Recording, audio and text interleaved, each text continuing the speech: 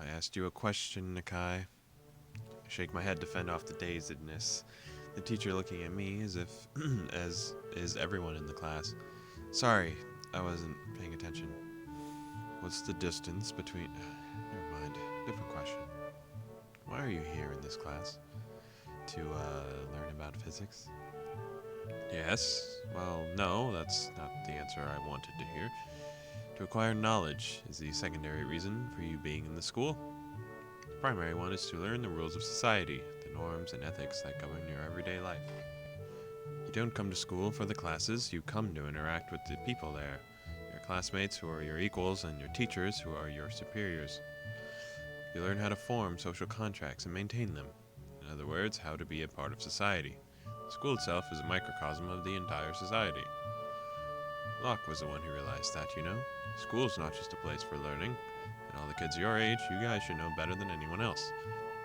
He pauses for a moment and lets his eyes sweep over the class as if he sees the message. Sunk in. Sorry. I hiccup very loudly. That's a weird fact about me. That I don't think people really know. Obviously, not everyone hears me hiccup, but I hiccup very loudly. Just a weird habit I picked up. At the very least, it shut everyone up and got them to focus on him, captivated either by his voice or the sudden change of topic from physics to the philosophy of education. However, my classes, as you so aptly put, are a place for learning about physics. He points at me with a piece of chalk he's holding. So no sleeping during class. Got it, Nakai? Yes, sir. From the corner of my eye, I catch Izune's scowl and Misha's barely contained giggle. I sink deeper into my seat. Damn. After classes end, I'm the last one to leave the classroom. I close the door behind me and quickly make my way to the art room. If that were me, I would want to leave the classroom first. I'd feel so embarrassed. Club time passes in relative peace and quiet. I sit in my usual seat next to Rin, but she doesn't seem to be in a talkative mood. She's even more distant than usual. Today we're going to draw a still life, and get to choose either a vase full of fake flowers or an arrangement of rocks, sticks, and canvas. The teacher encourages us to gather around the preferred motif, emphasizing perspective, texture, and lighting as the key points of the exercise. I look at Rin to see if she prefers one of the subjects over the other, but she just tilts her head, signifying nothing. The club members quickly shuffle their chairs around the classroom to get closer, either to the vase or the clutter. Ren and I pick the flower vase, but only one of us seems to do any work. She's ignoring Nomiya's assignment, just like she suddenly started ignoring me, and has begun doodling something idly with her foot, not really even looking at what she's drawing. I try to catch her gaze, but she's looking out the window. It's making me uneasy. Rin almost looks like she's asleep with the way she's leaning back in her chair with her legs resting easily on the desk. She's now completely given up on her drawing. The more I try to relax, ignore her, and just be myself, the more it feels like I should ask if something's wrong. No, that's not good. After club activities are over and the others have filed out, Rin gets up from her seat and marches over to Nomiya with unusual determination. I will do it. Nomiya, who is humming to himself while sorting a box of pencils by hardness, that's a random thing to do, turns around with a mixed expression of friendliness and incomprehension in his face. What will you do, my girl? The gallery person. I can talk with that person. At least yesterday I thought I could. And today, too. I think I want to try it. I'm gonna go all the way. The widest smile I've ever seen on any person's face lights on the teacher's features. He is almost literally beaming. Oh, wonderful. I had almost lost hope. Such a hard-headed girl you are. But I knew sooner or later you'd understand. As well, I will carry my good friend Sayonji and arrange a meeting. You'll need to show her your work so she can estimate it. I told her about you, but obviously you should talk face to face. This is so exciting, isn't it? Got his face. Nomiya is talking more to himself than to us and walking in circles around his desk, waving his hands wildly all the while. He picks up his cell phone from his breast pocket of his jacket and flips it open with a stylish movement, just like as he starts to look for the number to call. There is one thing that you gotta miss about flip phones, is just the sound they make when they go, and I think I have my old flip phone in here somewhere. I'm not gonna look for it, but I think I still have it. While he searches, he notices me staring and gives him a beaming thumbs up. I shrug back at him, doing my best not to look smug. Nomiya finds the number and makes the call, turning away from us and lowering his voice once it goes through. Even so, I can hear his excited tone. The call doesn't last long. Fabulous! Sai is at the gallery right now. She said she could stop by right away if that's fine. This is most excellent. Do you have some kind of portfolio to show Rin? She just shakes her head at the question. Never fear, I've taken some photos of your paintings without your permission. We bring those and maybe a couple of originals with us. Those will be quite sufficient for now. There should be some more recent ones around here in the back, right? Jesus Christ, this dude. He pulls out a folder full of photos out of a desk drawer, then charges toward the back where there's a small storage room and extra cabinets for all the materials and tools and art classes and club use. He soon finds what he was looking for and crudely wraps two of Rin's paintings in some brown packing paper. Nakai, would you carry these to my car? I pick up the two oil paintings. They aren't heavy. They do make navigation somewhat cumbersome as I follow Nomiya and Rin to the parking lot. It's a little weird, but that's fine. Nomiya has a pretty nice car. Not something I'd expect a high school teacher to drive. High school art teacher, mind you, specifically. I wonder what kind of salaries they earn at Yamaku. Must be a little bit higher than average, I would say. The canvases are stuffed into the trunk, where they briefly fit. With the teacher's overenthusiastic prompting, I get in the car along with them. Rin answers my questioning with a stare of confirming nod and nonchalant shrug. Guess I've become some sort of assistant for her now, which is cool. I'm into that. Nomiya doesn't go light on the pedal. The smooth ride takes about 10 minutes to bring us to the city center, where we pull into a tiny parking lot and get out of the car. I pick up the paintings again, looking around. It's just like any city in Japan, really. Same style of buildings, people hurrying here and there, office workers sweating in their suits in the summer heat. Wide, tree-lined streets aren't something you see everywhere, though. Maybe they are this city's specialty. It definitely has that feel of a city, which I thought I had already forgotten. I'm immediately comfortable walking around. I haven't actually been here before. Oh, in that case, it's about time. It's a great city. Lots of wonderful folk around here. I'm looking forward to all that vibrant culture life. Shai's place is just around the corner. 22nd corner. Time to the first 21. Sorry. After turning around 3 more corners, Nomiya. Oh, okay, that's so weird. Okay. Maybe it's 22 corners from, like, the edge of town or something. Nomiya stops in front of a door. There's a nameplate in big red letters over it. 22nd corner. Is this really the 22nd corner? Of what? That's bothering me, too. I mean, where to start counting? Which way do you count? I love this. Rin gets worked up over the strange things. Unlike me, Nomiya ignores her completely and pushes the door open. The gallery is very clean looking, and the air conditioning makes it cool and very comfortable. The white walls and big windows facing the busy street make the whole place feel airy and bright. There's nobody around whom I can see, however. Most of the floor space is empty, with only a few large tables and a counter for furniture. There are paintings too, of course. A poster advertises an exhibition for an artist I've never heard of. Most of his work seems to be portraits or landscapes done in a more traditional style than Rin's abstraction. There's going to be a lot of cutting in this episode, my throat clearing. It's kind of gross. Summoned by the bell on the door, a lady who looks maybe around Nomiya's age comes from around the corner. She's dressed in a sharp suit, her straight dark hair in a perfect ponytail behind her head. A pair of flashy, expensive-looking eyeglass frames in her eyes. On second glance, I'm not sure of her age anymore. She looks old and yet not actually old. Sai, hello! She clearly recognizes the teacher, greeting him warmly. Oh, there you are, Shinichi. And so quickly.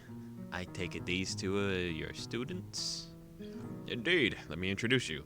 This is Rin Tezuka, the one I spoke to you about, and the healthy-looking lad over there is Hisao Nakai. Takes a long, hard look at both of us, especially Rin. Okay, it feels like we're being evaluated, that a worth of some abstract kind is being calculated for us. Her eyes linger for a long time on Rin, on her eyes, her empty sleeves tied in knots, her posture. Sai takes her first impression of Rin with an intensity I've not seen used by anyone else before. Once finished, she smiles amiably.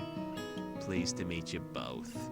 My name is Sai Sionji, and I'm the owner of this gallery.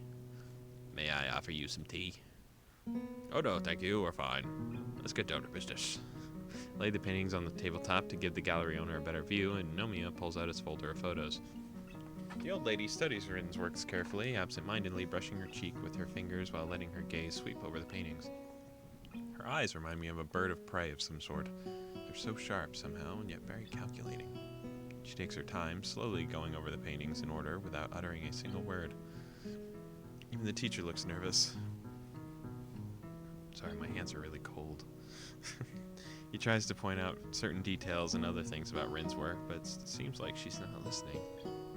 While Nomiya and I keep looking at Sai, trying to get some hint of reaction on the gallery owner's face, Rin lets her gaze wander around the gallery space. Suddenly, she pipes up. Is this really the 22nd corner? Sai raises her gaze from the paintings to look at Rin, but doesn't answer. It's probably for the best. She takes stock of Rin's slouchy posture and her dreamy eyes that are again moving restlessly about. The way Rin seems to be detached from a situation that's supposed to be very important for her annoys me a little. I'm practically holding my breath here. After Sai has gone through all of Nomiya's photos and inspecting the 2 oil paintings I hauled here, she goes through all the material again, this time at a quicker pace. Finally, she gives her verdict. I like it. Though, if you don't mind me saying... Oh, sorry, the side. Their color is like the same. Though, if you don't mind me saying, you're still a bit immature. Searching for your own direction, perhaps. She picks up on one of the photos. Still, just look at this. Can't just take my eyes off it. Like a little kitten playing around. That's what your art makes me feel, young lady. Thank you, I think. Nobody's ever said that before. I think. That's all that Rin has to say. Something about what the gallery owner says, and somehow she makes it sound patronizing to me, but I hold my tongue. Anyway, what a wonderful imagination, though, isn't it? I've always said that Tezuka has a great eye for composition and color harmony, and technique. Remember, all these are done with her feet. Of course, we need to put some simpler ones on display, too, for the lay people, right, say? Teacher snorts derisively. God, you know just how those Philistines are. Those goddamn Philistines. What do they understand about real art? They'd just be at loss with the abstractions and themes here. But it'll generate more publicity, and that's good, isn't it? Sai smiles gently at Nomiya's remark and turns back to the paintings. I wonder. To tell you the truth, I just don't know if all this makes the exhibition. Even if I like it, I don't get to feel a theme, cohesion. There's no, I guess. And really, who would expect from such a young artist like this kitten here? Don't call her that. Oh, no. She's not my kitten. She's, it's definitely doable. Especially if we get a few new pieces and touch up some old ones. I don't mind painting more. I'll do anything. It's a bit of a stretch. Trust me, I wouldn't have come to you if I didn't believe Tezuka was ready. You can see it too, can't you? I know exactly what her kind is capable of, and you do too. Those words give the gallerist lady a pause, a hollow, bottomless look that takes over her eyes for a moment, as if she was looking through or maybe past Nomiya. Okay, this is fucking crazy. We're in a cult now. She says nothing, but her mouth becomes a tight flat line as if stretched. Finally, the moment passes. Is that what you're saying? That's what I'm saying. Sai sighs. Say? I don't know. Sai sighs and takes a few steps, walking in a circle as if to help organize her thoughts. She takes another look at the photo of the painting she particularly liked, the one that made her call Rin a kitten. Still weird. She places her hand over her mouth, lost for words. After a few moments, she shakes her head. I don't know what to say. After seeing you, dear, the paintings of yours, would you excuse us for a moment? I want to talk to your teacher in private a bit. Sai draws the art teacher aside, as they walk and talk in hushed tones for a while. Can't hear what they're saying, but over her shoulder I can see the lines around the corners of her mouth tighten as she motions with her hands in time with her words. The expression of her face is... What kind of expression is it? I couldn't say. I can't see it. I don't know why you would describe it like that. That's so strange. Once they're done discussing whatever they had to discuss, they give another serious look. I feel something goes beyond mere words transpiring there. They walk back to us. Sai looks seriously at Rin, her left hand reaching as if instinctively towards a pack of cigarettes that's lying on the table. She picks the pack up and extracts one, looks absent-mindedly as if only now realizing she did so, and puts it back. Finally, she locks eyes with Rin, evaluating her once more. All right, little kitten. I'm gonna believe in you. I will display your paintings here. Not from what I can see. This is not enough. You don't really have a cohesive theme, and you don't have enough of the good stuff. You're gonna have to work hard to actually get what that we put on an exhibit here.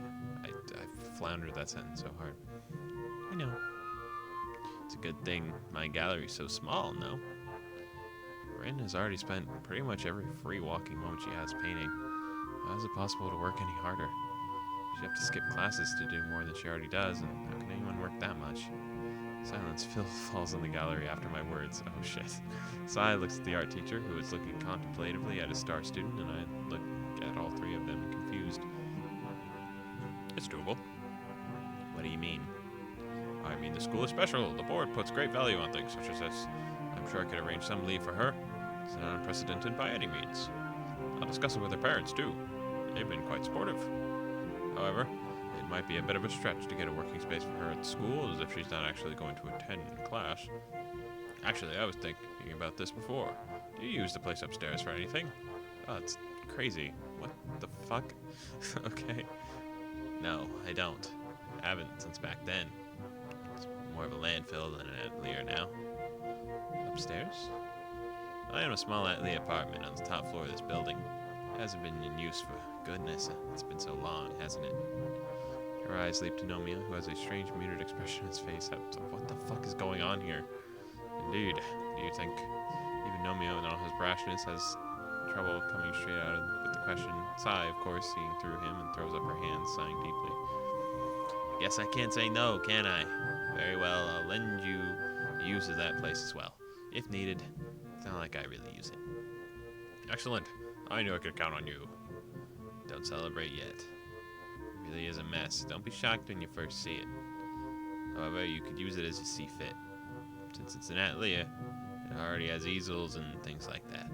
You only need your own tools and materials, and somehow to clean it up a bit. It's not habitable, though. I can't let you live there. I doubt your school or parents would allow that in any case. Okay. However, it's convenient to crash there overnight if necessary. I won't let you live there, but you can sleep there every night. I won't mind. Excellent, isn't it, Tezuka? He enthusiastically pats Rin on the shoulder, laughing in relief and happiness as if this good fortune landed on him personally. Sai smiles as well, perhaps more amused by the old teacher's glee than anything else. Oh dear, Shinichi. This really is like back then. Sure we haven't all bitten off a little more than we can chew. She looks at Rin, who seems to be oddly subdued despite all this. So, from what I'm getting out of this conversation with his old buddy here is that he is living vicariously through Rin from this whatever weird thing that might not have worked out before. You know, with things like we bit off more than we could chew, you know, just like before. And like they seem really worried about the whole thing going on. It seems like this has happened between the two of them before. Like they both did some weird art exhibition, either separately or together, and it just didn't work out. And they're like, I don't know, but hey, we gotta try again. She's pretty good.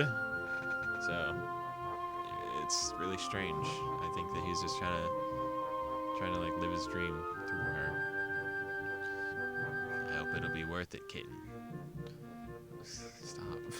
She holds out her hand as if to shake Rin's, and then realizing the impossibility, and quickly moves to pat her on the shoulder. Rin looks back at her silently, her eyes serious and impenetrable, like the dark of the night. Yikes.